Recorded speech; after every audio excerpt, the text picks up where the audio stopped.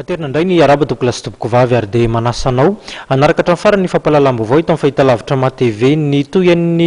olana misy eo amin'ny orinasa JIRAMA dia ny fitokonana tanterahan'ireo mpiasa zany eo ihany koa ny fitakian'ireo mpianatra eny amin'ny anjerimanontolo eny amin'ny fanohizana ny taom-pianarana ho an'irareo ao anatin'izay tontolo ny anjerimanontolo izay sehatra ny fampianarana ambony zay ny makasika ny toe-karem-pirenena kosa indray dia ny resabe mandeha amin'izao fotoana izao amin'ireo dingana samihafa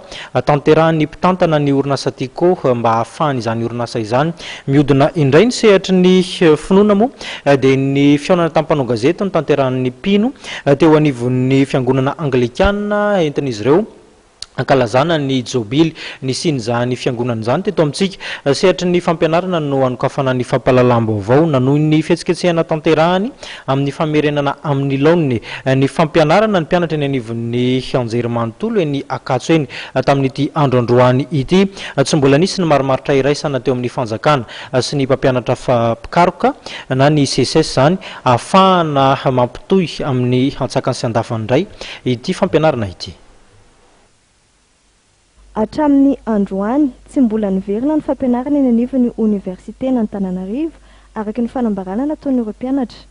Antony nanosika azy ireo anohy ny hetsika fitakiana amin'ny famerenana fampianarana amin'ny laoniny izany. Ny vaovao hita sy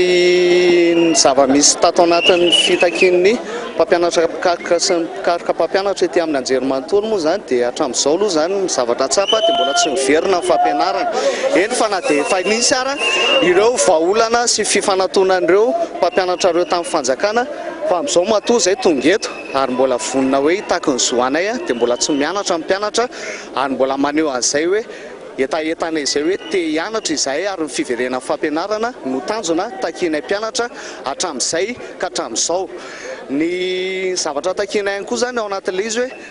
mangataka amin'ny fitondram-panjakana zany izahay mba hijery sy hamahan'ny olana ety amin'ny anjerimanontolo mba hisy ny vahaolana maharitra sy tsy hiverimberenan'ny fitakian'ny mpampianatra intsony ka mba hizotra amin'ny lamina foana amin'izay manomboka amin'ity taon'ity ny fampianarana ety amin'ny anjerimanontolo. Faharoa manaraka izany koa moa dia teo moa zany ny fitakian'ny CSS izay efa nivalian'ny fanjakana eny fa na dia namahary zareo tao anatin'izay fitakian'izay fa matoa mbola tsy mianatra ny mpianatra dia mbola tsy voava zato isan-jato zany ilay olana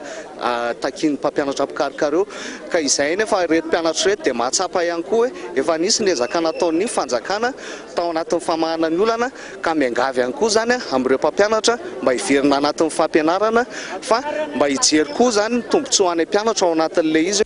Tato anatin'ny faritry ny anjerimanontolo no nanombohan'izy ireo ny hetsika tamin'ity androany ity.